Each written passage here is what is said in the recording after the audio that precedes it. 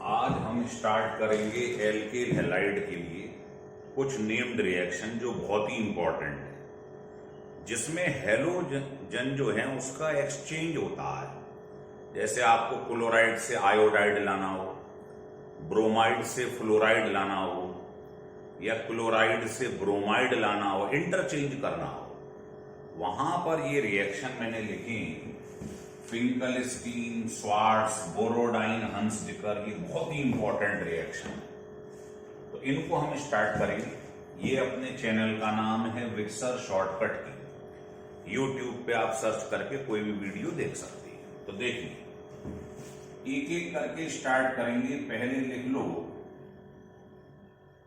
Finkelstein reaction. इससे क्या बनाया जाता है? आयोडाइड। लिख लो फॉर्मेशन ऑफ एल्काइल आयोडाइड। अगर आप चाहो कि आप एल्केन से आयोडाइड बनाना चाह रहे हो तो बहुत परेशानी होगी आप। लेकिन अगर आप क्लोराइड या ब्रोमाइड बनाकर और ये रिएक्शन लगा दो तो आयोडाइड तुरंत बन जाए। तो ये ध्यान रखना। तो इसमें क्या होता है, जैसे ये तुम्हारे पास एल्किल हैलाइड है, इसका रिएक्शन सोडियम आयोडाइड पे करवाना। ये ध्यान रखना है, जो सॉल्वेंट लिया जाता है वो एसीटोन, और एसीटोन का नेचर होता है कोवेलेंट, है ना। अगर आप इसकी जगह NaCl ले लेते, NaBr लेते, तो ये रिएक्शन नहीं होता, क्योंकि ये कोवेलेंट है और NaCl NaBr होते हैं आयनिक, जबकि ये प्रीडोमिनेंटली कोवेलेंट होता है नेचर में, क्योंकि आई का साइज बड़ा। फजान रूल से आप जानते हैं। तो कोवेलेंट चीज कोवेलेंट में डिसॉल्व होगी, तो सोडियम आयोडाइड एसीटोन में डिसॉल्व हो सकता है। डिसॉल्व होगा तो ब्रेक हो जाएगा। ब्रेक हो जाएगा तो इससे क्या होगा, ये जो X है वो क्या है, ज्यादा इलेक्ट्रोनेगेटिव, तो ये इससे अलग हो जाएगा, आई बन जाएगा। तो समझ में आ रहा है Na क्यों लिया है, NaCl या NaBr क्यों नहीं ले लिया हमने? समझा देता हूं। और यहां X जो है कुछ भी हो सकता है इन दोनों में से। तो आपने क्या करा, जैसे आपने मान लो क्लोराइड ले लिया और इसका रिएक्शन करा दिया, acetone as a solvent use हो रहा है, या ब्रोमाइड ले लिया आपने, तो होना वही है, NaCl निकल जाएगा, आई लग जाएगा। तो ऐसे आयोडाइड बनाया जाता है, इसका प्रेसिपिटेट बन जाए। सिमिलरली NaBr निकल जाएगा, आयोडाइड बन जाएगा, इसका प्रेसिपिटेट बन जाए। तो मेन प्रोडक्ट आपके पास आयोडाइड बन गई। तो इसी की तो फॉर्मेशन की जाती है फिंकलस्टीन में। अब समझ में आ रहा है यहां पर NaBr या NaCl क्यों नहीं लिया, क्योंकि वो एसीटोन में डिसॉल्व नहीं होता है। तो नोट करके लिख लो, NaCl या NaBr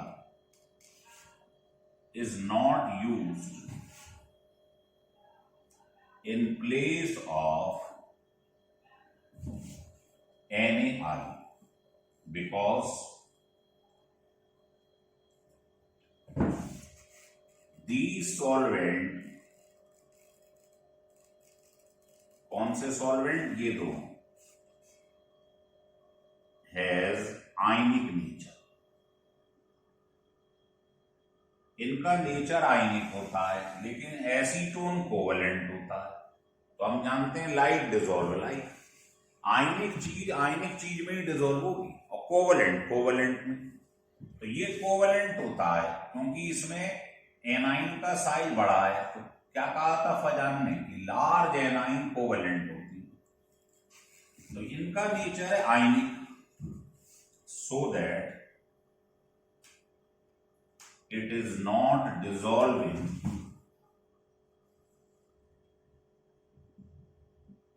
एसीटोन। तो ये एसीटोन में डिसॉल्व नहीं होगा।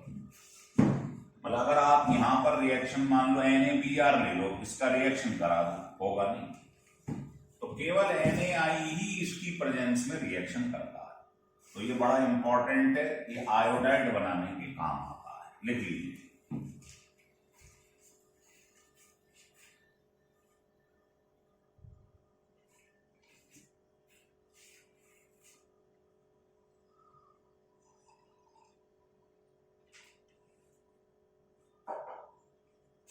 लिख लिए। अब इसी की जगह मैंने क्या कर दिया, स्वार्ट्स रिएक्शन सेकंड।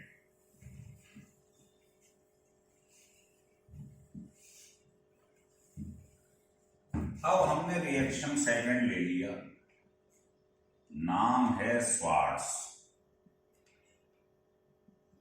बस ये ध्यान रख लो कौन सा किसके काम आता है। ये होता है किसके लिए, फॉर्मेशन ऑफ एल्काइल फ्लोराइड, है ना। ये ध्यान रखना, अभी जेई में पूछा गया है 2015 में कि फ्लोराइड बनाने के लिए कौन सा मेथड यूज होगा, तो आंसर था स्वार्ट्स रिएक्शन। तरीका बिल्कुल वही है, इसका आपने रिएक्शन करवा दिया, किस पर, सिल्वर फ्लोराइड पे भी करा सकते हैं, एंटीमनी फ्लोराइड पे भी करा सकते हैं, और मर्क्यूरेट, है ना, फ्लोराइड पे भी यूज कर सकते हैं। लिख लो, किसी पे भी रिएक्शन करा दो इसका।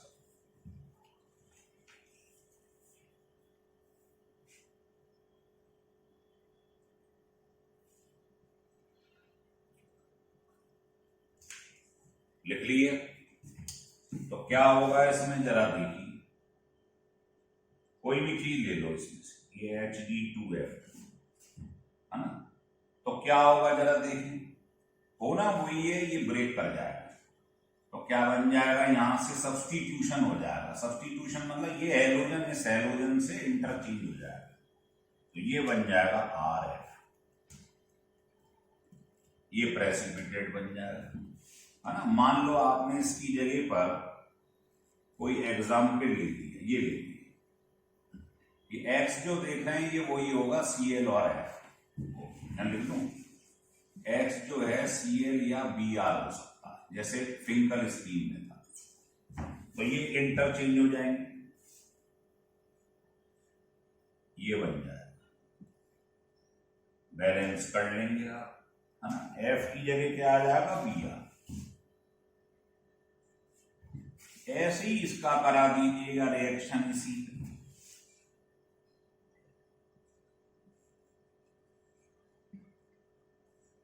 ये बन जाए। मान लो आपने ये ले लिया, ये बन जाएगा, बैलेंस कर लो बचाव के लिए। तो इनमें से कोई भी आप ले सकते हैं, इसका रिएक्शन करा दीजिएगा आप एल्किल हैलाइड में, जिसमें X क्या है, Cl या Br। तो आप देखो ये हैलोजन इस हैलोजन फ्लोराइड से इंटरचेंज हो जाएगा। तो फ्लोराइड अगर बनाना हो तो स्वार्ट्स, आयोडाइड बनाना हो तो फिंकल-स्कीम, और अगर ब्रोमाइड बनाना हो तो बोरोडाइन। इसे लिख लो, फिर बताता हूं।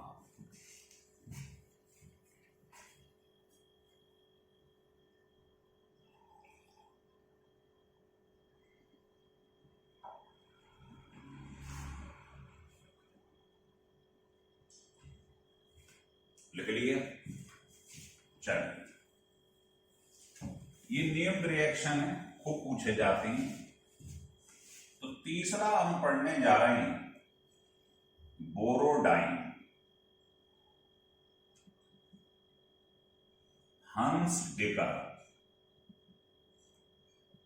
रिएक्शन, या शॉर्ट फॉर्म में इसको हंस-डेकर रिएक्शन भी कह देते हैं, ये भी कह सकते हैं। तो क्या होता है इसमें, ये प्रिपरेशन में काम आता है ब्रोमाइड। तो ध्यान रख लीजिए, इसमें आयोडाइड बनता है, इसमें फ्लोराइड बनता है, इसमें ब्रोमाइड बनता है। ये तीनों हैलोजन एक्सचेंज मेथड। लिख लो। तो इसमें क्या है, इसमें तरीका अलग है ना। इसमें क्या करते हैं, हम कोई डेरिवेटिव ले लेते हैं एसिड का। जैसे आपने ये ले लिया और इसमें रिएक्शन करवा दिया ब्रोमीन का और सॉल्वेंट ले लिया CCl4, तो क्या होगा देखिए, इसमें फायदा सबसे बड़ा ये है, ये कन्वर्जन में भी यूज हो सकता है। इसमें कार्बन का नंबर एक कम हो जाएगा, ये AgBr बाहर निकल गया, CO2 अलग हो गई, बचा क्या एक Br, वो इसके संग।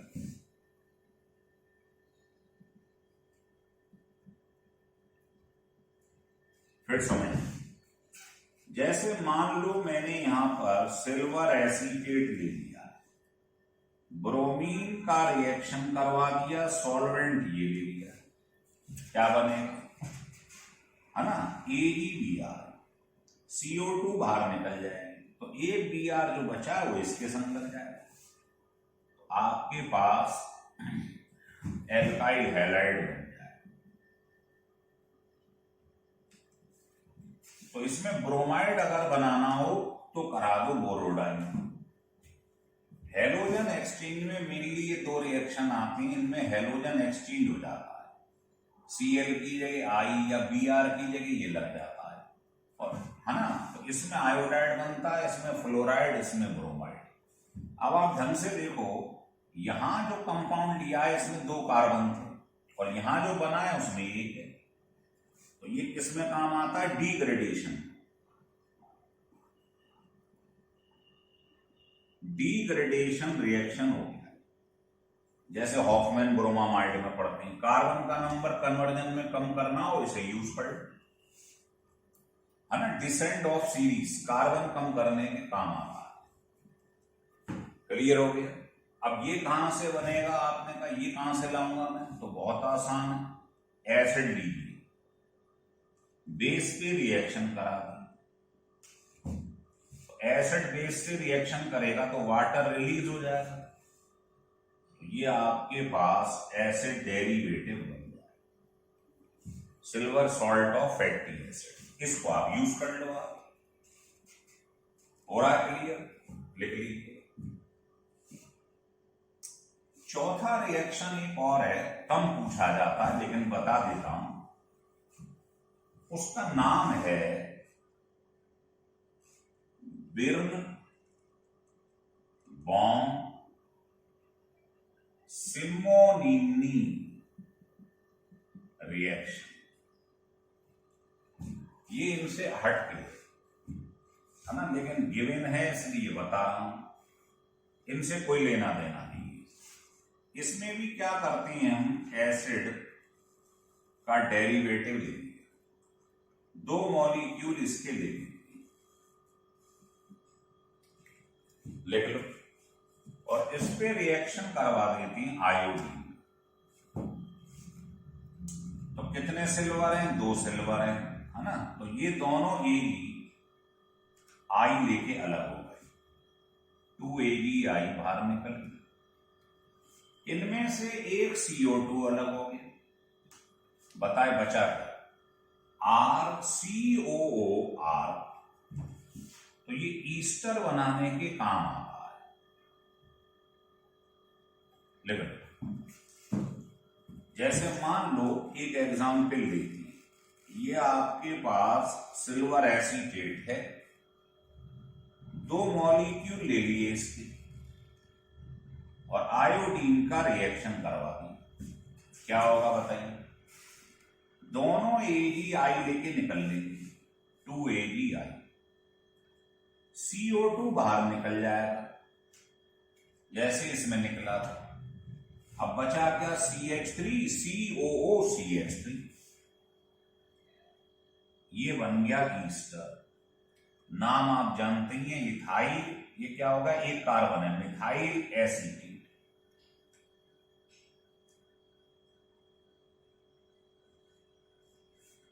तो इसको कहते हैं बिर्न Baum Simonini reaction.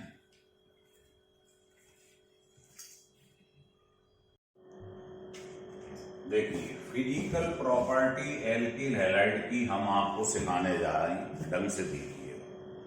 Physical property पे क्वेश्चन आती है जनरली, जैसे melting point, boiling point, stability, solubility, density, इस टाइप की चीजें। तो इनका कुछ बेसिक फंडा होता है जो जनरली आपने देखा होगा सारे कंपाउंड्स में लगता है ना। वो होता है, ये देखिए कि जैसे जैसे मोलर मास बढ़ता जाएगा एमपीवीपी जो है वो भी बढ़ता जाएगा। क्यों? क्योंकि इनमें लगता है वांडरवाल फोर्स, और वांडरवाल फोर्स आप जानते हैं मॉलिक्यूलर वेट या साइज के डायरेक्टली प्रोपोर्शनल होता है, और जितना ज्यादा फोर्स लगेगा एमपीवीपी ज्यादा हो जाएगा। जैसे आपसे कोई कहे क्वेश्चन 1, मान लो एक क्वेश्चन बनाया पहला, ये आपके पास प्रोपाइल क्लोराइड है, दूसरा आपके पास इथाइल क्लोराइड है, तीसरा मिथाइल क्लोराइड है। अब आपसे कोई पूछ ले इसमें एमपीवीपी बताइए, तो आप बताइए इसका सरफेस एरिया ज्यादा है, ये कम जगह घेर रहा है, ये उससे कम। तो जितना सरफेस एरिया ज्यादा होगा, साइज बड़ा होगा, उतना एमपीवीपी ज्यादा हो जाएगा। यही तो कह रहा है कि मोलर मास बढ़ेगा, इसका मॉलिक्यूलर वेट सबसे ज्यादा है, तो एमपीवीपी बढ़ता है। क्यों? मोलर मास या मॉलिक्यूलर वेट वांडरवाल फोर्स के डायरेक्टली प्रोपोर्शनल होता है। अगर क्वेश्चन सेकंड ले लिया जाए, ये आपके पास आयोडाइड है, ब्रोमाइड है, हेलोजन बदल दी, तो आप बताइए इसमें आई बी आर इन सब में साइज किसका बड़ा है? आई। साइज बड़ा होगा तो क्या होगा? वांडरवाल फोर्स ज्यादा होगा। अगर इससे करना चाहो तो इससे कर लो, इसका मॉलिक्यूलर वेट सबसे ज्यादा है, वांडरवाल फोर्स सबसे ज्यादा है, एमपीवीपी इसका ज्यादा हो जाएगा। मान लो क्वेश्चन तीसरा ऐसे बना दिया कि अगर मान लो आइसोमेरिक एल्किल हैलाइड आ गए तो क्या करोगे? आइसोमेरिक का मतलब आप सब जानते हैं। मान लीजिए ये आपके पास एल्किल हैलाइड है, 4 कार्बन। अब आपने क्या करा, इसमें एक साइड चेन लगा, फिर एक साइड चेन आपने और लगा दी। तो जैसे जैसे नंबर ऑफ साइड चेन बढ़ती हैं, साइज छोटा होता जाता है। तो साइज कम होगा तो वांडरवाल फोर्स भी कम होगा, एमपीवीपी कम होते जाएंगे। तो जो सबसे ज्यादा साइज रख रहा है, किसका साइज बड़ा है? इसका। साइड चेन बढ़ने से साइज कम होता जाता है, तो लिख लो साइज जो है वो नंबर ऑफ साइड चेन के इनवर्सली प्रोपोर्शनल होगा। तो जितनी साइड चेन ज्यादा होंगी साइज कम होगा, साइज कम होगा तो वांडरवाल फोर्स कम होगा, तो एमपीवीपी कम होगा। तो इन तीनों में सबसे ज्यादा इसका होगा। तो ये 3 टाइप के क्वेश्चन कई बार पेपर में आ चुके, लिख लीजिए। तो ये था पहला फंडा कि एमपीवीपी जो है मेल्टिंग पॉइंट, बॉइलिंग पॉइंट, वो कैसे देखा जाता है इस टाइप के क्वेश्चन। तो ये बात हमें याद रखनी है। अब देखिए सोलबिलिटी, तो आपको मालूम ही है एल्किल हैलाइड्स में हाइड्रोजन बॉन्डिंग तो होती नहीं, तो अगर आप इसे वाटर में डालेंगे तो उसके संग इसका हाइड्रोजन बॉन्ड नहीं बनेगा, और नहीं बनेगा इसका मतलब क्या हुआ कि ये पानी में इनसॉल्युबल होती है। तो सेकंड पॉइंट में तो ये लिख लो सॉल्युबिलिटी में दे आर जनरली, या लिख देता हूं solubility, they are generally insoluble in water. क्यों? Because they do not form hydrogen bond with water. ये वाटर के संग हाइड्रोजन बॉन्ड नहीं बनाते हैं, इसीलिए ये वाटर में सोल्युबल नहीं होती। और आपको मालूम है जो वाटर में सोल्युबल नहीं होंगे पोलर सॉल्वेंट में, वो ऑर्गेनिक सॉल्वेंट में डिसॉल्व हो जाती हैं। तो एल्किल हैलाइड आपको जो ऑर्गेनिक सॉल्वेंट हैं जैसे बेंजीन, CCl4, एसीटोन, इनमें डिसॉल्व हो जाएंगे, लेकिन वाटर में डिसॉल्व नहीं होंगे। वाटर में डिसॉल्व होने का मतलब है उसमें हाइड्रोजन बॉन्डिंग होना जरूरी है। तो लिखो दे आर सॉल्युबल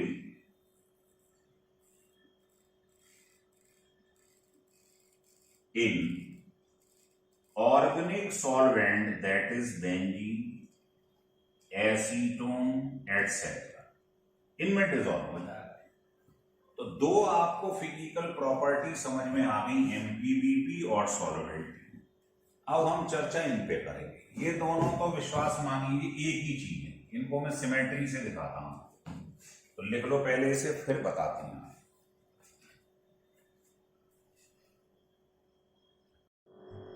हाँ, हो गया क्लियर। अब हम आपको इसके आगे की फिजिकल प्रॉपर्टी बताते हैं। देखिए, पहले मैं आपको स्टेबिलिटी और डाइपोल मोमेंट के बारे में बताने जा रहा हूं।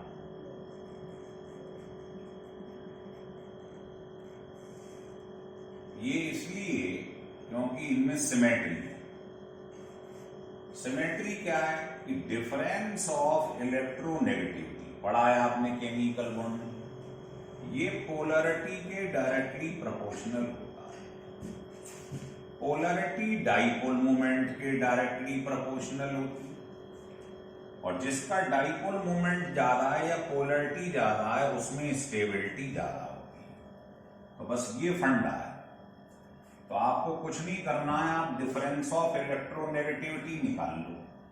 तो ये बताइए, आपने पढ़ा है फ्लोराइड, क्लोराइड, ब्रोमाइड और आयोडाइड। बताओ इन चारों में सबसे ज्यादा इलेक्ट्रोनेगेटिविटी क्या होगी? ऑर्डर ऑफ इलेक्ट्रोनेगेटिविटी जानते हैं, पूरी पीरियोडिक टेबल में सबसे ज्यादा इलेक्ट्रोनेगेटिव फ्लोरीन होता है। तो फ्लोरीन सबसे ज्यादा इलेक्ट्रोनेगेटिव है, तो इसका डिफरेंस जो है इलेक्ट्रोनेगेटिविटी का वो सबसे ज्यादा आ जाएगा।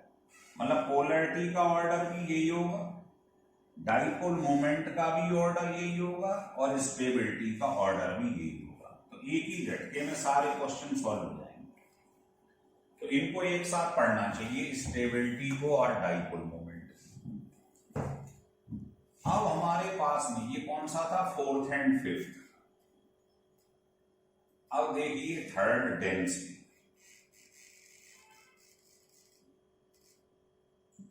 तो लिखो they are generally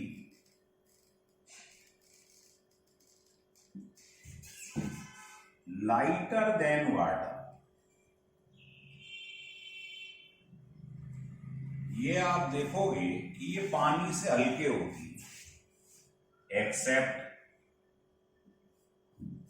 bromide and iodide.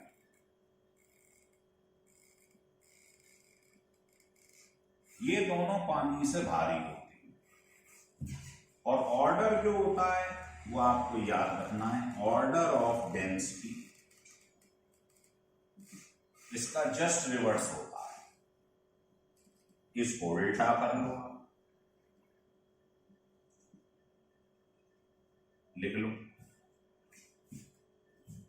तो ये पढ़ रहे थे हम physical property of alkyl halide, जिसमें दो बहुत इंपॉर्टेंट थी। पहला एमपीबीपी पे क्वेश्चन बनती, और दूसरा स्टेबिलिटी एंड डाइपोल मोमेंट पे क्वेश्चन बनती।